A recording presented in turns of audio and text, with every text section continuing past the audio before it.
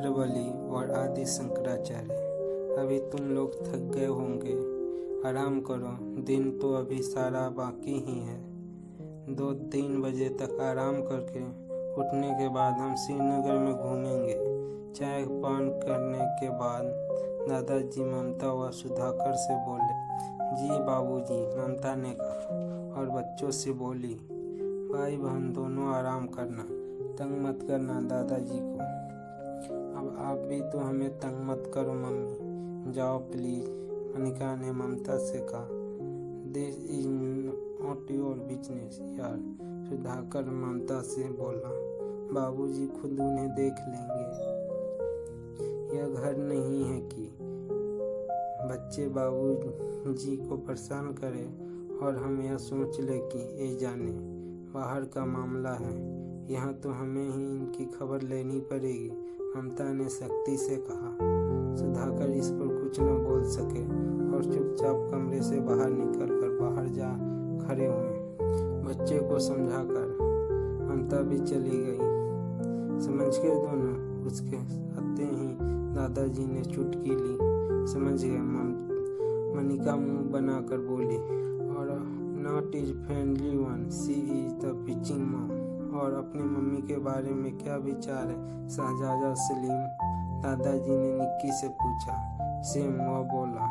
दिल से बोल रहे हो या दीदी का बचाव कर रहे हो? दादाजी ने पूछा। दोनों, उसने कहा। अब आप भी ज़्यादा स्मार्ट ना बनो दादाजी, मनिका दादाजी से बोली। मम्मी ने आपको परेशान न करने की हिदायत दी है, बस कमरे में लेटे लेटे भी तो आप हमें काफ़ी कुछ बता सकते हो ना। सो तो मैं जानता हूँ, हंसते हुए दादाजी बोले कि तुम लोग मुझे आराम नहीं करने दोगे। ठीक है, उधर वाले बिस्तर पर लेटो, मैं इन पलंग पर पड़ा पड़ा तुम्हें कुछ न कुछ सुनाता हूँ। यह सुनते ही बच्चे कमरे में पड़े। 2 बिस्तरों में से एक पर जा लेटे, दूसरे पर दादाजी लेट गए। किसी जमाने में यह श्रीनगर पूरे गढ़वाल की राजधानी हुआ करता था। दादाजी बताना शुरू किया। किस जमाने में? कहते कि है कि सन 1358 में राजा अजयपाल के ज़माने में यहाँ के कुछ ही दूरी पर एक जगह है देवलगढ़। उसने उस देवलगढ़ को छोड़कर श्रीनगर को अपनी राजधानी बनाया था, दादाजी ने बताया। उसके बाद जो भी राजा बना उसने श्रीनगर को ही राजधानी बनाए रखना ठीक समझा। कब तक दादाजी? मनिका ने पूछा। सन 1803, यानी करीब 450 साल तक यह श्रीनगर ही गढ़वाल की राजधानी रहा, दादाजी ने बताया। अच्छा दादाजी, इस जगह का नाम श्रीनगर किस तरह पड़ा? मनिका ने पूछा। यहाँ से कुछ दूरी पर छोटा सा एक गांव है बेटे, उल्फदा, दादाजी ने बताया। वहाँ एक बहुत बड़ी शिला पर श्रीयंत्र खुदवाया गया था। सुना जाता है कि पुराने समय में राजा विधि विधान से उस श्रीयंत्र की पूजा करते थे। उस पूजा में नरबली भी दी जाती थी। हजारों सालों तक यह पाप उसने द्वारा किया जाता रहा। बाद में जब आदि शंकराचार्य अपने भारत भ्रमण के दौरान वहां पहुंचे तो उन्हें इसका पता चला। वह तुरंत उल्फदा गए और श्रीयंत्र शिला को अलकनंदा में धकेल दिया। यह कहकर दादाजी चुप हो गए। बच्चे भी चुप पड़े रहे, लेकिन दादाजी देर तक चुप देखकर मनिका बोली, यहाँ के बारे में कुछ और भी बताइए ना दादाजी, कुछ और। सुनो, एक करके मैं तुमको यहाँ के सभी प्रसिद्ध जगहों और महत्वपूर्ण मंदिरों के बारे में बताता हूँ, दादाजी बोले। श्रीनगर अलकनंदा नदी के बाएं किनारे पर बसा है और उसी के एक किनारे पर कमलेश्वर महादेव का मंदिर है। कहते हैं कि भगवान श्री राम ने भगवान शंकर को प्रसन्न करने के लिए यहाँ पर भारी तप किया था। ऊंची चोटियों से लाकर उन्होंने 1000 ब्रह्म कमल उनके चरणों में चढ़ाए थे। तभी से भगवान शंकर का और उस जगह का नाम कमलेश्वर महादेव पड़ गया। यह भी कहा जाता है कि उसी जगह पर भगवान शंकर ने भगवान विष्णु को सुदर्शन चक्र दिया था। उस मंदिर के पास ही कपिल मुनि की समाधि भी है। ब्रह्म कमल क्या होता है दादाजी? निक्की ने पूछा। नाम से ऐसा लगता है कि हम आमतौर पर देखे जाने वाले कमल की बात कर रहे हैं, लेकिन ऐसा है नहीं, दादाजी बताने लगे। ब्रह्म कमल है तो एक तरह का फूल ही है बेटे, लेकिन यह सिर्फ पहाड़ी क्षेत्र में होता है, और वह भी 12-14 हजार फुट ऊंची किसी पहाड़ी पर। यह पत्थरों के बीच खिलता है, इससे कम ऊंचाई पर यह नहीं होता। जानने समझने की बात यह है कि ब्रह्म कमल ऐसा कमल है जो कीचड़ में नहीं पत्थरों में खिलता है। फिर कुछ पल रुककर उन्होंने पूछा, मठ तो तुम लोग समझते हो ना? जी हाँ दादाजी, मनिका बोली। सन्यासियों के रहने की जगह। श्रीनगर में कुछ प्रसिद्ध मठ हैं, जैसे केशोराय का मठ, शंकर मठ, बद्रीनाथ मठ। इसके अलावा एक जैन मंदिर है, गुरु गोरखनाथ की गुफा, वैष्णवी शिला है तथा श्री नारायण कालनेश्वर, नागेश्वर, भैरव किलेश्वर, महादेव और भी न जाने कितने मंदिर हैं। यह क्या बात हुई दादाजी? निक्की अपने बिस्तर से उठकर दादाजी के पास आ लेटा। आप तो मंदिर के नाम गिनाने लगे, कोई मज़ेदार बात बताइए ना। मज़ेदार बात? दादाजी कुछ सोचते हुए बोले। ठीक है, लेकिन उसके बाद तुम चुप रहकर आराम करोगे, वादा करो। क्यों? मनिका चीखी और कूद कर वह भी दादाजी के साथ आ लेटी। इसलिए कि आराम नहीं करोगे तो घूमोगे कैसे? ठीक है, वादा किया, दोनों बोले। तो सुनो, कला और काव्य के क्षेत्र में एक प्रसिद्ध व्यक्ति हुए हैं, मौला राम। सन 1743 में उनका जन्म हुआ था। वे श्रीनगर के ही रहने वाले थे। यह भी तो जनरल नॉलेज बढ़ाने वाली बात ही आपने बताई दादाजी, मनिका रूठे स्वर में बोली।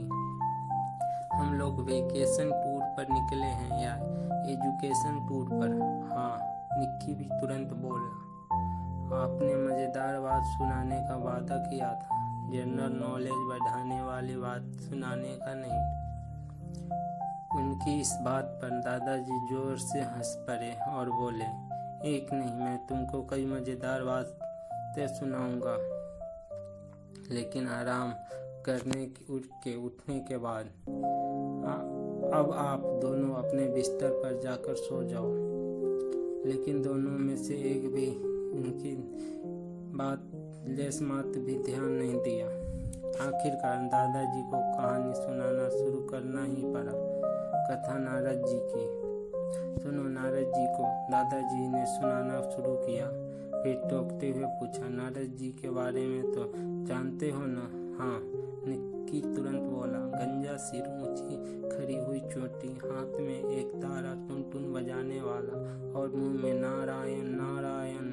मनिका उपहास के अंदाज में बोली। उधर की बात इधर, इधर की बात उधर करने वाले चुंगरखोर ऋषि। मनिका के इस अंदाज पर निक्की तो खिलखिलाकर हंस दिया, लेकिन दादाजी गंभीरतापूर्वक उसका चेहरा ताकते रह गए। कुछ देर बाद बोले, देखो बेटा, नारद जी ब्रह्म ज्ञानी ऋषि हैं और उनके जैसा निश्चल और निष्कपट व्यक्ति सृष्टि में दूसरा नहीं हुआ। वे ऐसे ऋषि हैं जो न नीति जानते हैं न राजनीति। उनके मन में केवल एक बात रहती है, वो यह कि दूसरों का भला कैसे किया जाए।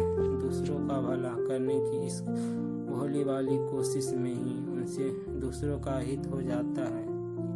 इस दुनिया में आज भी ऐसे निष्कपट लोगों की कमी नहीं है जो अपनी बातों से करना तो दूसरों का भला चाहते हैं, लेकिन अज्ञानतावश धूर्त और चालाक लोगों की बदौलत दूसरों का हित कर बैठते हैं। बच्चे कान लगाकर उनकी बातें सुन रहे थे। उधर की बात इधर और इधर की बात उधर पहुंचाने की नारद जी की आदत में और चुगली करने की आदत में सबसे बड़ा फर्क यही है ये चुगली करने में अपना हित और दूसरों का हित करने की भावना छिपी रहती है। चुगली करने वाले को पता रहता है कि इस व्यक्ति से जो मैं उस व्यक्ति के बारे में बातें कह रहा हूँ उसका उद्देश्य अपना हित साधना है, भले ही उन दोनों के बीच झगड़ा पैदा हो जाए। जबकि नारद जी वे सब बातें समाज का हित करने की भावना से करते थे। उन्हें लगता था कि इस व्यक्ति से ये बातें मैं इसका या किसी अन्य का भला करने की नीयत से कर रहा हूँ, जबकि उसका उल्टा जाता था। मनिका ने कहा, सभी के साथ उल्टा नहीं होता था। तुम्हें मालूम है, पार्वती जी जब छोटी थी, नारद जी ने संकेत की भाषा में तभी उन्हें बता दिया था कि उनका विवाह भगवान शंकर से होना का, इसलिए वे अभी से उनकी आराधना करें। और पार्वती जी वैसा ही किया था। इसलिए उनकी बात को सुनकर जो लोग उनकी गहराइयों को नहीं समझते थे उनके साथ उल्टा हो जाता था और फिर वे लोग नारद जी को बड़ा बुरा कहते थे। अच्छा, अब आगे की कहानी सुनाइए दादाजी, निक्की बोला। मैं तुम लोगों को सुना रहा था कि नारद जी एक बार इस बात का बड़ा घमंड हो गया कि एक मामले में वे ब्रह्मा जी, शिव जी और विष्णु जी इन तीनों से कहीं ज़्यादा महान हैं। शुरू में हंसी मजाक यह कहानी है ना दादाजी। निक्की के बीच में टोका टाकी अब बंद। दादाजी बोले, सुनते जाओ बस। तो नारद जी घमंड हो गया कि इस पूरी सृष्टि में सिर्फ वही है इसके मन में कभी विवाह करने का लालच नहीं जागा। विष्णु जी इस घमंड का पता चला तो उन्होंने चला दिया उनके इस घमंड को तोड़ने का चक्कर। नारद जी को एक सुंदर राजकुमारी भाग गई। पता करने पर मालूम हुआ कि कुछ दिन बाद ही उसके विवाह के लिए स्वयंवर होने वाला है। दौड़े वे पहुंच गए विष्णु जी के पास और बोले, बहुत ही जल्दी एक स्वयंवर होने वाला है भगवान, टिप टॉप हीरो बना दो तुरंत। आप भी क्या खूब सुनते हैं दादाजी, मनिका बोली। दीदी, टिप टॉप हीरो। निक्की भी हंसा। विष्णु जी ने तो जाल फैलाया ही था।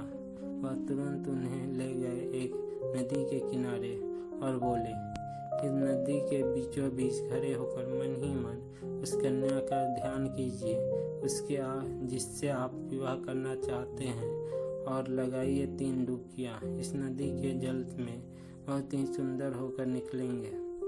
नारद जी फटाफट धारा में उतरे और उसके बीचों बीच पहुंचकर 3 डुबकियाँ जो लगाई उस कन्या के रूप का ध्यान करके, तो जितना सुंदर चेहरा लेकर जल से बाहर निकले जानते हो, बंदर जितना।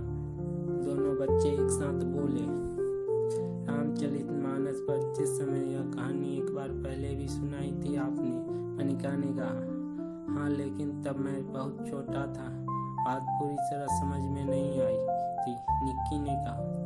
तुम पूरी बात समझता ही कब है, हाफ माइंड, मनिका ने ताना कसा। और तुम क्रेक, निक्की ने पलटवार किया। तुम महाक्रेक, मनिका इसकी और जीभ निकालकर चिढ़ाती हुई बोली और अंत में मुक्का लात। अब महाक्रेक के आगे की उपाधि निक्की जानता नहीं था, फिर भी बोला, तुम महाक्रेक।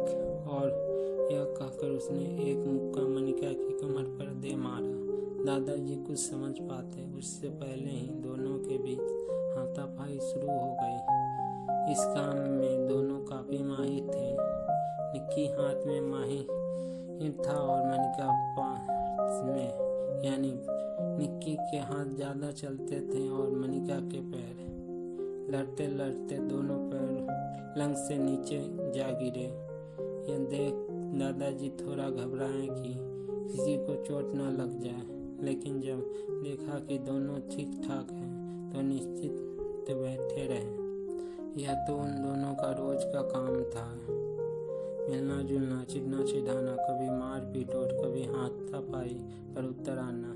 कुछ घंटों के लिए आपस में बोलचाल बंद कर देना और उसके बाद पुनः एकजुट हो जाना। मम्मी, डैडी या दादाजी में से जो